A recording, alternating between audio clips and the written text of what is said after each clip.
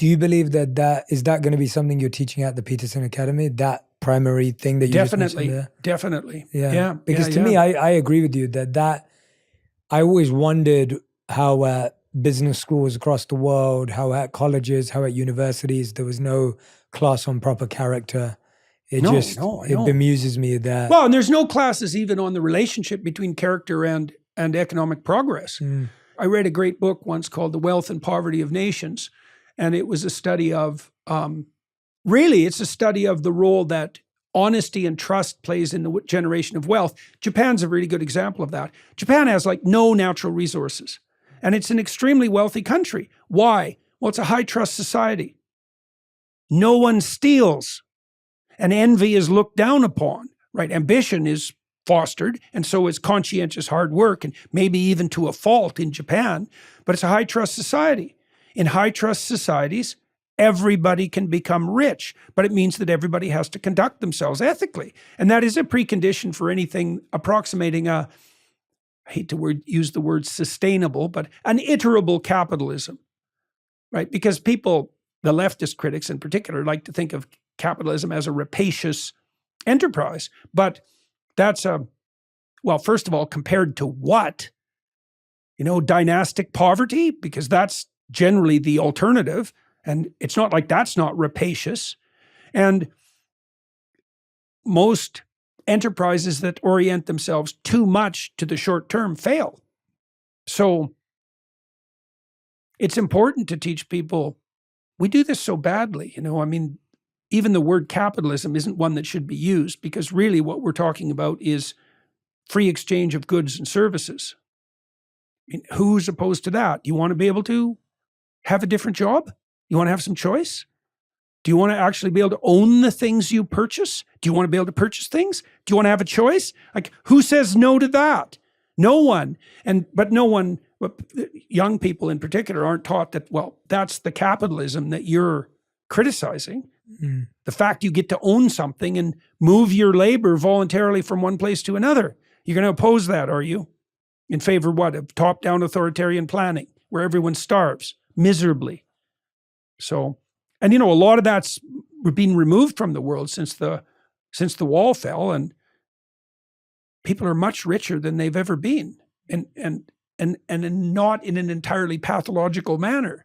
So yeah, there's lots of reason to be optimistic. I actually think we're on the cusp of something like an ethical revolution, because I tried to outline in this new book is that I think that we're at the point where our scientific discoveries in fields like cognitive neuroscience and evolutionary biology can be seen to dovetail with our traditional understanding of high order ethics. That's partly the case I tried to make in this book. And it's certainly the ethos that saturates the course offerings in Peterson Academy.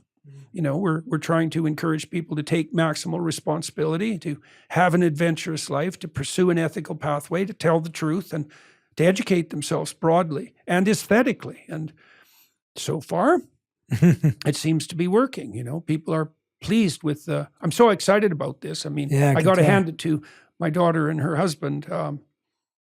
They've done a bang up job of putting this together. The courses are really beautiful. They're compelling. They're very well produced, and the technology works like a charm. And the social media network so far is behaving exactly how we hoped it would behave when we were feeling particularly optimistic. And we now have the capital to put all the things that we wanted to build into the system into place. So translation into multiple languages, that'll be on the table very soon. A radical expansion of the curriculum. We're going to predicate it on, I think, something approximating the Chicago Great Books tradition.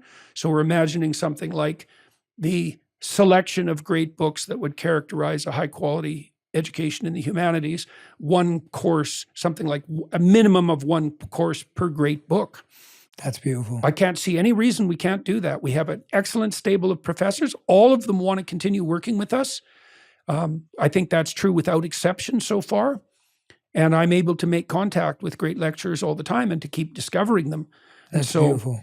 Congratulations. Yeah, fun. It's fantastic. I've been tweeting out funny ads about being the most progressive university in the world because, well, the progressives hope for universal education at something approximating zero cost. Well, that's what we've got. Yeah. It's open to anyone, and no one comes out with debt.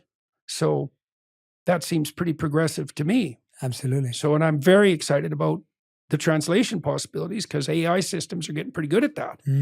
So we'll have our lecturers be able to lecture in other languages using their own voice and modify the videos so that it appears that they're speaking that language. So God only knows how many languages we'll be able to translate our material into, as the AI systems develop and it gets cheaper and cheaper. So yeah, exciting. It's exciting. And the essay app, that teaches people to write, it works. It helps people figure out what they want to write about. It runs them through the process of generating their ideas, and then it teaches them how to edit. And there's no difference between doing that and teaching people to think. Absolutely. So hopefully we can provide people with content and we can teach them the mechanics of thinking and writing. It's fantastic. Yeah, that's fun. Well, it's fun, and I think we'll be able to do it. I mean, you're already doing it, so we've got 30,000 students, and the system seems to be working. So we've got good proof of concept now. Absolutely. Yeah. Well, congratulations, Jordan. It's honestly brilliant, and can't wait to enroll myself. I'll be doing that straight after this.